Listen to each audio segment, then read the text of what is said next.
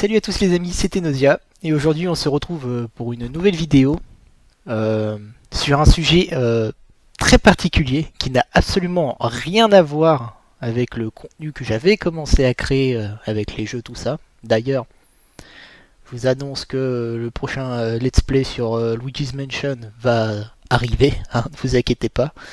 Mais en gros, je vais vous expliquer dans cette vidéo pourquoi j'ai pris du retard. Parce que il m'est arrivé un truc de ouf. Mais clairement. Et j'avais envie d'en parler avec vous. Ne serait-ce que pour vous prévenir. Mais aussi par prévention. Parce que ça peut arriver à tout le monde. Et j'y reviendrai un peu plus en détail au fur et à mesure. Du coup, je m'excuse à l'avance hein, si j'ai pas sorti de contenu entre temps alors que je m'étais donné genre 2 à 3 vidéos par semaine alors que là j'ai rien fait. Mais je pense que vous me pardonnerez au fur et à mesure que je vais vous raconter l'histoire qui m'est arrivée. À l'avance, je précise qu'il y aura potentiellement de la grossièreté selon comment je m'implique dans l'histoire. Et du coup, je sais pas si je vais les censurer ou pas. Je ne pense pas parce que c'est pas des grosses insultes, mais dans la spontanéité du fait, je pense que ce serait mieux que je les laisse. Mais du coup, voilà, au cas où, désolé à l'avance aussi. Alors du coup, je commence mon histoire.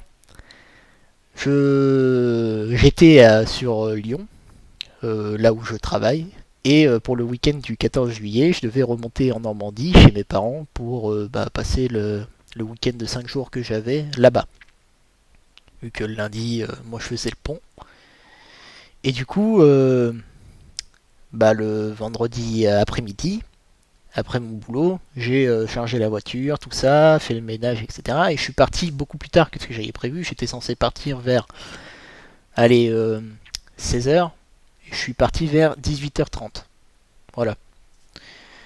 Donc, la particularité de mon voyage qui fait Lyon, direction la Normandie, c'est que je ne passe pas par les autoroutes. Je passe par toutes les nationales, départementales pour ne pas payer de péage.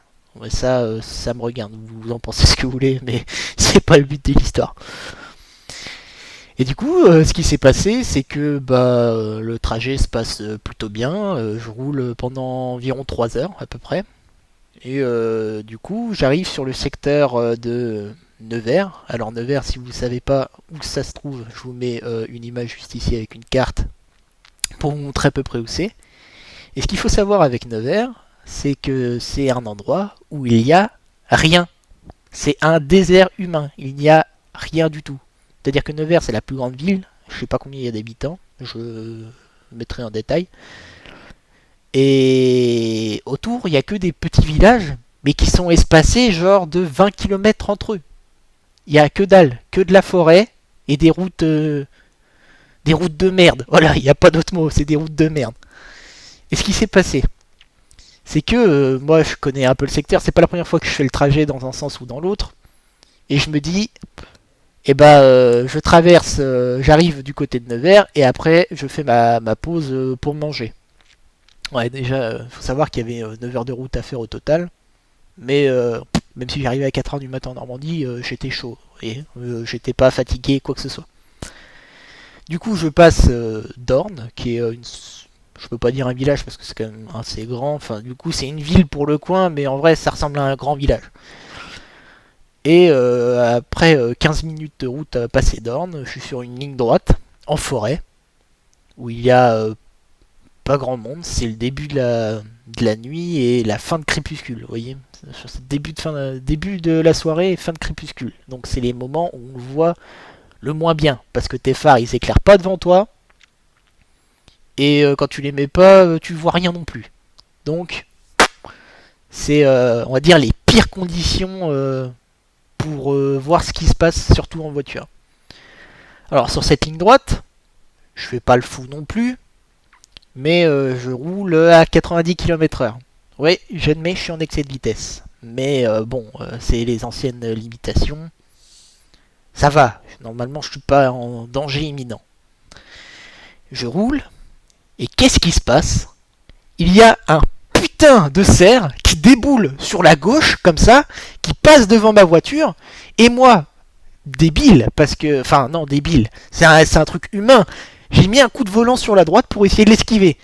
Déjà, le cerf, du coup, était dans ma direction. Enfin, je dis un cerf, c'est pas un cerf, c'est une biche. C'est une putain de biche. Je mets un coup de volant sur la droite, qui fait quand même que... Comme elle se dirigeait vers la droite, j'ai quand même tapé la biche. Je me suis retrouvé dans le talus. Et là, tout est allé extrêmement vite. Et c'est à la fois passé pour une éternité, moi qui étais derrière mon volant. Je bouffe le talus, mais genre vénère, j'étais peut-être à 80 avec le temps où j'ai tapé la biche et que j'ai peut-être un petit peu freiné, je peux pas vous dire vraiment, tellement ça allait vite et que je peux pas dire je m'en souviens pas, mais j'ai pas prêté attention aux détails dans ces moments-là, quoi. Et du coup, ma voiture bouffe le talus, continue sa route dans le fossé, quoi, et je tape un putain de poteau téléphonique qui était là. Donc déjà, Nevers, hein, cette région-là, c'est un coin paumé, mais à cause de moi, en plus, ces gens-là n'ont plus le téléphone. Voilà. Je tape le poteau téléphonique. La voiture, j'active les airbags, je me le prends en pleine tronche, dans les dents, poum, direct, lèvres enflées, etc. Les vitres cassent, la voiture, je fais un tonneau, je crois, et à un moment, j'ai fermé les yeux en espérant juste que ça s'arrête. Et quand ça s'est arrêté et que j'ai réouvert les yeux, premier truc qui m'est venu à l'idée, c'est putain, j'ai rien. Genre, j'ai eu un putain d'accident de voiture, je suis intact. Alors, premier réflexe, il y a de la fumée un peu partout dans ma bagnole, donc je me dis, faut que je sorte au plus vite de ma bagnole, sinon je vais crever, je vais y passer. Qu'est-ce que je fais? J'essaye de me détacher, sauf que, c'est vraiment dur, quoi. Sur le coup, je me dis, c'est pas possible, j'ai pris du poids, quoi, je suis énorme. Et j'arrive à me détacher, et en me détachant, je tombe la gueule sur mon pare-brise. Et du coup, c'est là où je me dis que je devais sûrement pas être dans le bon sens. Deuxième réflexe, qu'est-ce que je fais? J'essaye de clencher ma porte pour sortir. Alors, clencher, dans ma région en Normandie, ça veut dire actionner la poignée. Voilà. Donc, je clenche la porte. Ma porte s'ouvre. Je ne sais pas si c'est par miracle ou quoi, en tout cas ma porte s'ouvre. Donc je me traîne le cul par terre pour sortir de ma bagnole. Du coup je suis côté fossé. Je remonte sur la route. Et là je vois quoi? Je vois ça. Je vous mets en photo. Ma voiture est actuellement sur le toit. Je suis perdu dans une forêt où la prochaine ville est à 10 km et la ville que j'ai passée est à 10 km elle aussi. Il commence à faire nuit, il n'y a pas beaucoup de circulation et j'ai plus de voiture et j'ai pas mon téléphone parce que mon téléphone, qui n'était pas dans ma poche mais sur mon siège passager, s'est retrouvé projeté aussi dans la voiture avec l'accident. Alors, qu'est-ce que je fais? Déjà, de 1, quand je suis sorti de la voiture, la roue arrière de la voiture, elle tournait encore. Alors, pour vous dire que je pense qu'avec la vitesse, j'ai quand même dû y aller franchement fort, malgré que 90 soit pas énorme. Qu'est-ce que je fais? Premier réflexe, retrouver le téléphone déjà. Déjà, retrouver le téléphone. Donc, je suis côté route. J'ouvre la portière côté passager, qui elle aussi s'ouvre. Je cherche mon téléphone, que je ne trouve pas. Je sais pas où il est. Alors déjà, il faut savoir que je commençais mon déménagement parce que je vais bientôt partir de Lyon. Et toutes mes affaires qui étaient dans ma bagnole se retrouvent éparpillées un peu partout, mais dans la voiture. C'est-à-dire que par exemple, mon PC portable qui était derrière le siège passager s'est retrouvé devant, côté boîte à gants. Donc voilà. Je retrouve mon téléphone, je retrouve mon portefeuille aussi qui était juste à côté. Et j'essaye d'envoyer un message à ma mère parce que c'est le premier réflexe qui m'est venu, c'est prévenir ma mère. Et j'y envoie ça. Au secours, maman. J'ai eu un accident. Enfin, j'en rigole, hein, mais je peux vous dire que sur le moment, je rigolais pas trop. Et j'y envoie 1 minute plus tard. Grave. Voilà, comment vous mettre bien. Comment rassurer quelqu'un. Alors dans cette forêt, je capte pas. J'ai qu'une seule barre. Et dans ma tête, je suis en mode, qu'est-ce que je fais? Est-ce que je sors mes voitures, n'importe quoi. Est-ce que je sors mes affaires de la voiture parce qu'il y a un risque qu'elles prennent feu et du coup je perds tout? Ou alors j'essaye de marcher parce que la nuit tombe et que j'ai rien et que je vais, enfin je sais pas, je vais crever si je reste là. Et j'essaye de marcher jusqu'aux prochaines villes la plus proche. Du coup, c'est un peu la panique. J'arrive à avoir une barre, enfin, j'avais déjà une barre, mais j'arrive à joindre ma mère. Alors, avec ma mère en plus, ça passe pas, donc les messages, j'ai dit au secours, je me suis retourné et tout avec ma voiture. Enfin, j'ai eu un accident, j'ai voulu éviter une biche. Enfin, je vous le dis comme ça, mais je peux vous dire que sur le coup, c'était pas du tout l'intonation de la voix que j'avais. Et je me souviens, enfin, ma mère m'a dit que j'ai demandé, genre, est-ce que je redresse la voiture? Alors, faut savoir que dans l'état actuel des choses, ou dans l'état même dans lequel je me trouvais, je pouvais soulever des montagnes. Genre, l'arbre à côté, je tapais dedans, je le couchais. Ouais. Donc, il n'y avait rien qui me faisait peur. Je pouvais très bien retourner la voiture, c'est pas un problème. Et dans ma tête, en fait, je m'étais dit, si je retourne la voiture, peut-être que je repars. Mais je vais vous montrer d'autres photos après. La voiture, elle repart pas. Enfin bref, du coup j'ai rien fait. Ma mère, carrément en panique, elle appelle l'assistance, etc. Moi je suis en mode putain, qu'est-ce que je fais, qu'est-ce que je fais. En vrai, dans ce genre de situation, même si je m'en suis sorti presque indemne, tu sais pas quoi faire. C'est tellement irréalisable que tu peux pas. Enfin, en fait, même après l'accident, j'avais du mal à prendre conscience que je venais d'avoir un accident. Alors, par chance, j'étais tout seul parce que je pense que celui qui était côté passager à côté de moi, il serait mort. Mais euh, je perds le fil, je m'égare trop tellement ça me. Rien que d'en parler, j'en ai encore du frisson. Euh, oui, du coup, ce qui s'est passé, c'est qu'à un moment, il y a une voiture au loin qui a roulé peut-être un petit peu vite, mais elle a commencé à ralentir et elle a freiné genre assez fort après être passée à côté de moi. Et le gars fait une marche arrière, il baisse sa fenêtre et tout, il me fait ça va? Alors, phrase de connard. Moi, je regarde ma bagnole, je regarde le mec, il fait franchement, ouais, moi ça va. Ouais, j'ai vraiment dit ça, hein, je vous jure, j'ai vraiment dit ça, j'invente pas. Et le mec, il me dit attends, qu'est-ce qu'il m'a dit? T'as besoin d'aide? Et moi, j'ai dit franchement, c'est comme vous voulez. En fait, dans la situation dans laquelle je me trouve, je demande même pas de l'aide au gars. J'ai dit franchement, si t'as envie de m'aider, tu m'aides, sinon tu peux y aller, tu vois. Et dans ma tête, mais je suis là, je me rends compte que je suis complètement débile. Et le gars, il me dit non, mais je vois très bien que t'as pas l'air bien et on va te filer un coup de main. Du coup, le mec, il se garde de mon côté. Il m'aide vite fait à sortir mes affaires et lui, il était, comment dire, lucide par rapport à moi et il décide d'appeler les pompiers. Ce que je pense est la meilleure chose à faire dans ce genre de situation. Et du coup, moi, dans l'optique de je veux pas perdre aucune de mes affaires, je commençais déjà à sortir mes valises, tout ça, de ma voiture.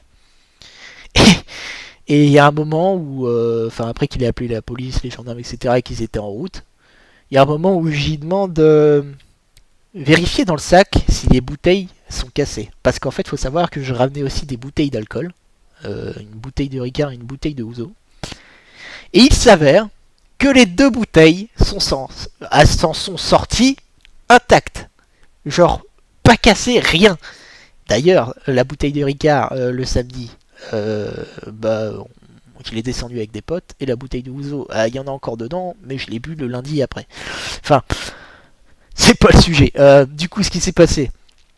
En rigolant, je fais putain, je me fous la gueule en l'air, j'ai sauvé l'alcool. Moi, je m'étais pas rendu compte, mais j'avais le bras complètement éraflé et je pissais le sang.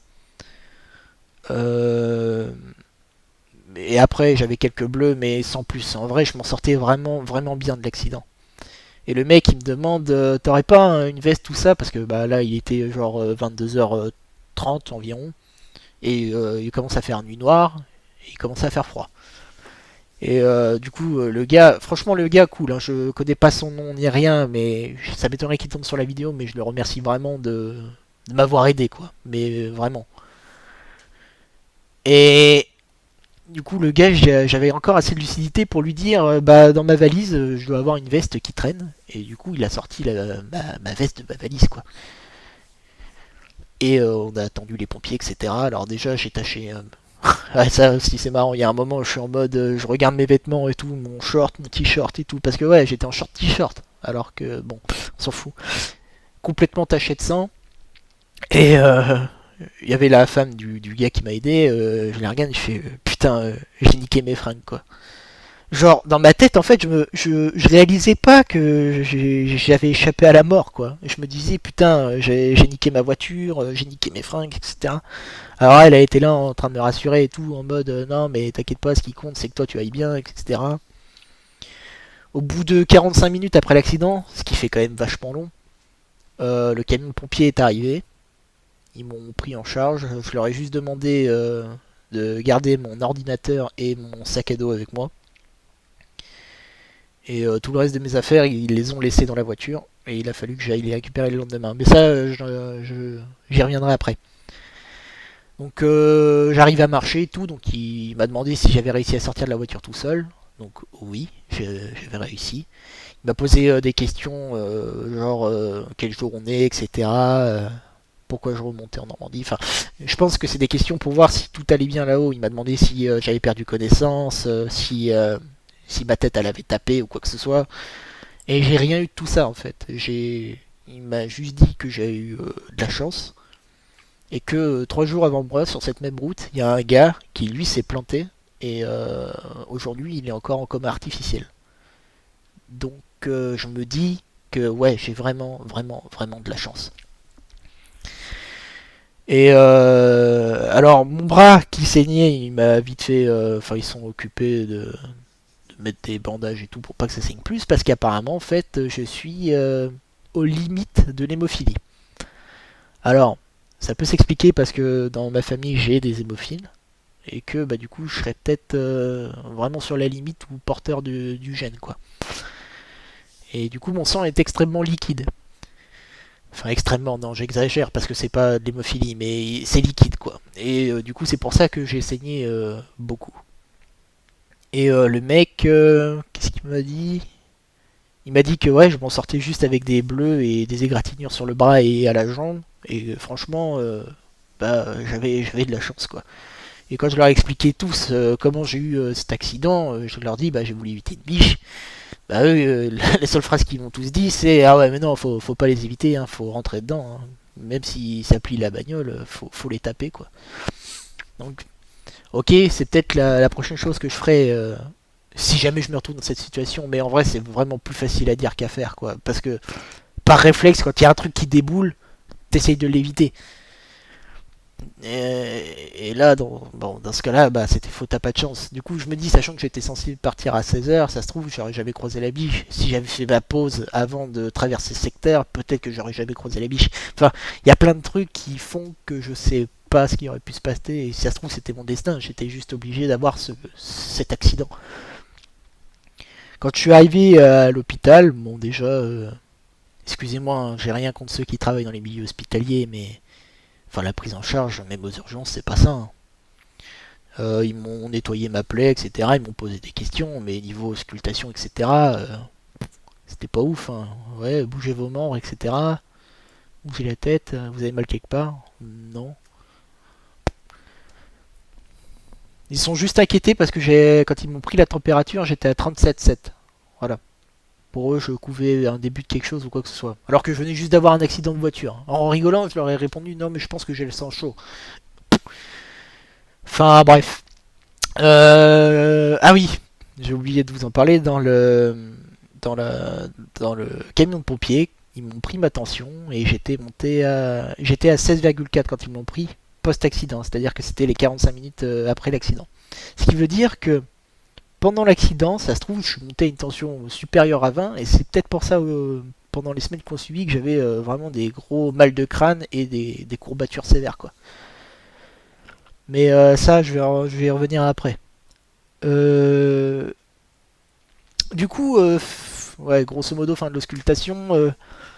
Aux urgences, ils m'ont dit, eh ben écoutez, on n'a pas de place. donc on peut pas vous garder, mais on veut pas non plus vous laisser sortir parce que on voudrait vous garder en observation.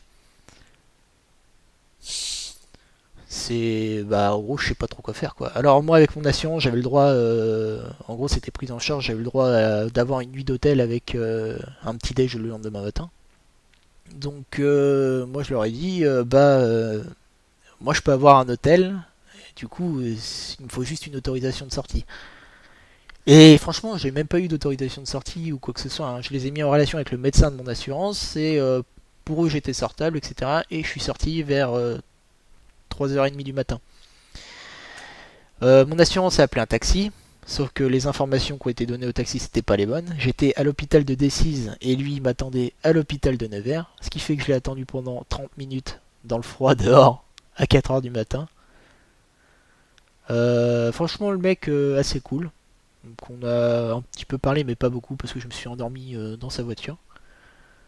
Arrivé à l'hôtel, c'est pareil, la prise en charge elle était cool. Je suis arrivé, j'ai dit bonjour, j'ai eu un accident de voiture. Là. Et le mec savait déjà qui j'étais, il m'avait déjà préparé les clés et tout quoi.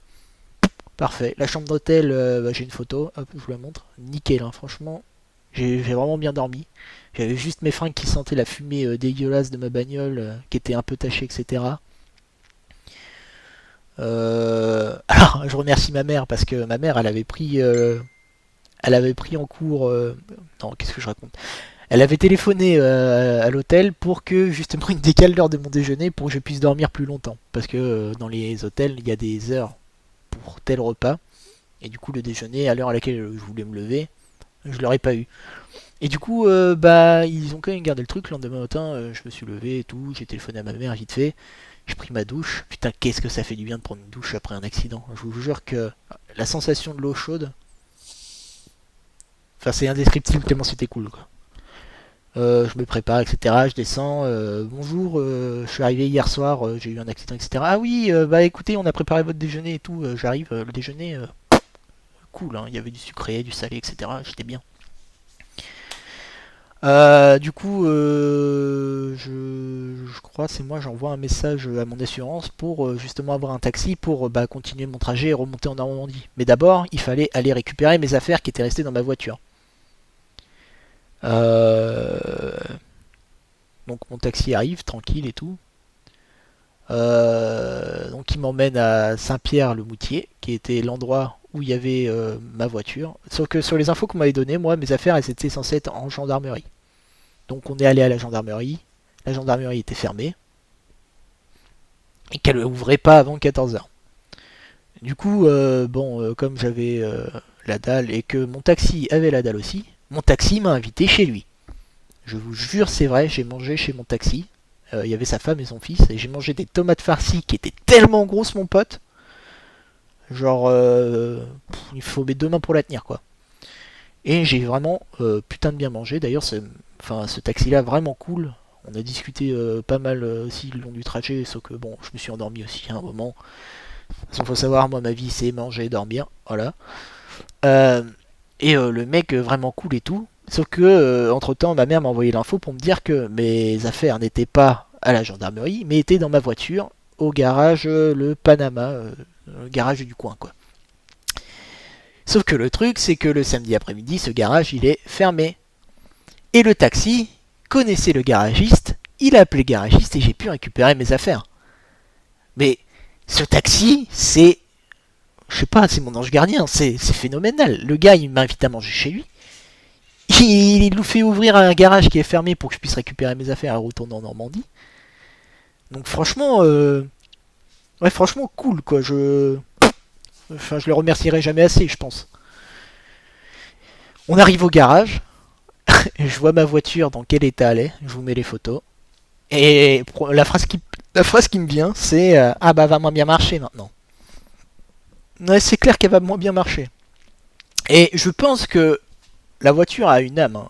Je suis sûr qu'en fait elle m'a protégé parce que quand elle m'a vu, il n'y avait pas les clés sur le contact et les essuie-glaces ils sont activés. Alors ok, paraïlidoli, tout ça, oui, sûrement. Mais sur le coup, la sensation, enfin je veux dire, enfin, c'est un truc de ouf quoi. Genre la voiture elle m'a reconnu. Et le mec il avait mis les clés dedans, je sais plus pourquoi. J'ai écouté le bruit du moteur. Bon, la voiture, elle était morte, hein, on n'en tirait plus rien. C'était fini, terminé. Et bon, c'était une bonne voiture, hein. Elle avait quoi, 44 000 km, première main, donc elle aura jamais d'autres conducteurs. Mais bon, c'est comme ça. Peut-être qu'elle en voulait pas parce que cette voiture-là, faut savoir qu'elle était vendue. C'est-à-dire que je remontais en Normandie pour que le lundi, je devais changer de voiture avec reprise. Donc reprise de celle-ci que j'ai emboutie le vendredi soir. Donc la reprise sous le nez. Mais je reviendrai un peu plus en détail là-dessus. Donc la voiture, je récupère mes affaires, etc. On fait le trajet se passe bien. Je discute un peu avec le chauffeur, je m'endors, j'ai dû dormir genre 2 heures. J'arrive chez moi et tout, mes parents trop contents, ma mère en larmes, etc. Mais normal, enfin je pense que c'est normal, tout le monde aurait réagi comme ça dans cette situation. Et je me souviens que mon père a offert une bouteille au taxi, donc voilà. Parce qu'il voulait pas d'argent, mon père voulait lui donner de l'argent en plus, mais il a pas voulu, et du coup on lui a donné une bouteille quand même. Et il l'a accepté finalement.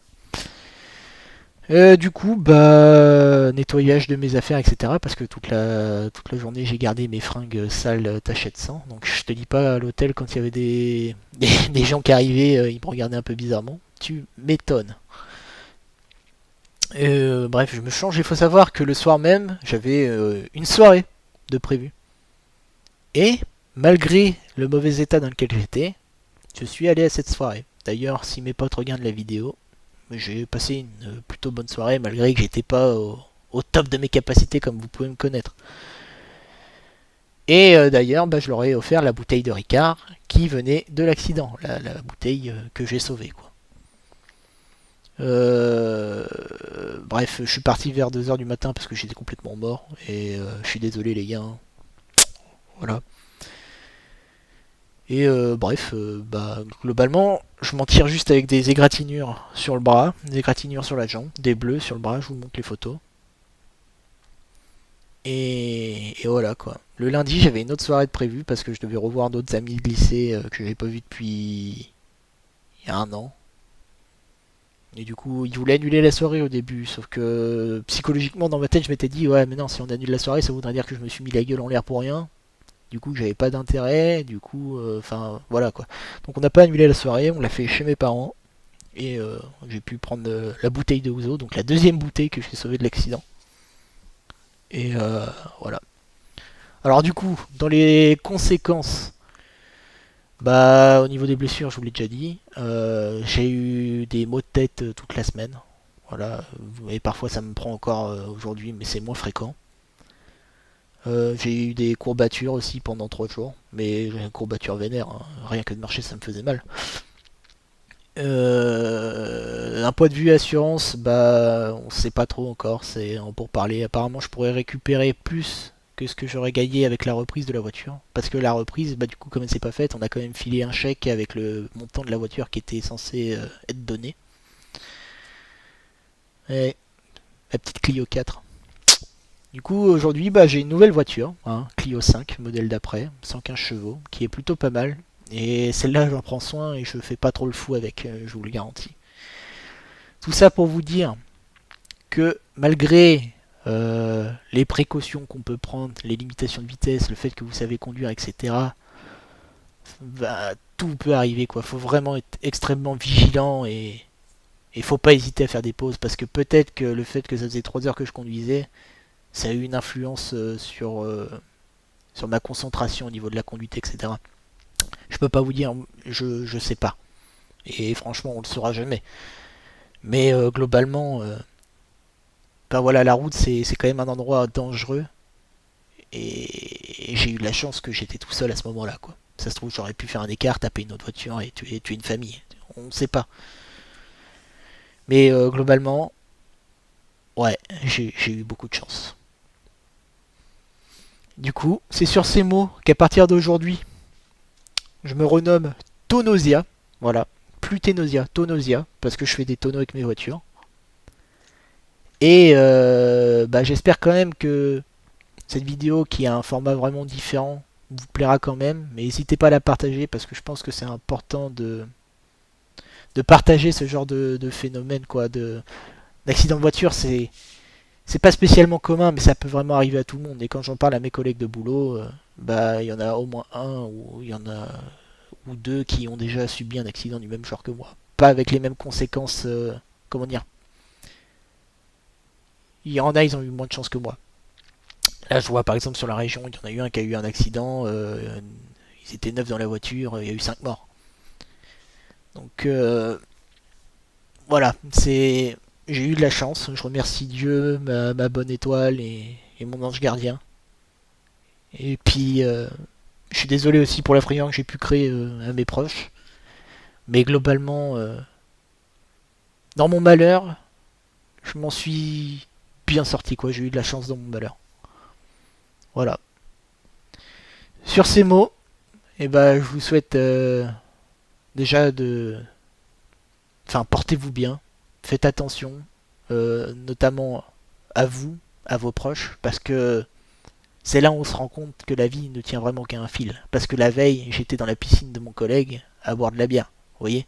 Et le lendemain, où je me retrouve la gueule à l'envers sur le coin de la route, dans un endroit paumé où je capte pas. Voilà, la vie tient vraiment qu'à un fil, et du coup, soyez vraiment prudent sur ce que vous faites. Parce que bah, j'ai eu de la chance, mais ça veut pas dire que si ça me retombe dessus, et je le souhaite pas, que je m'en sortirai de la même façon. Voilà. Sur ce, je vous souhaite à une prochaine pour une nouvelle vidéo un peu plus joyeuse, un peu plus festive. Et à une prochaine. Bisous.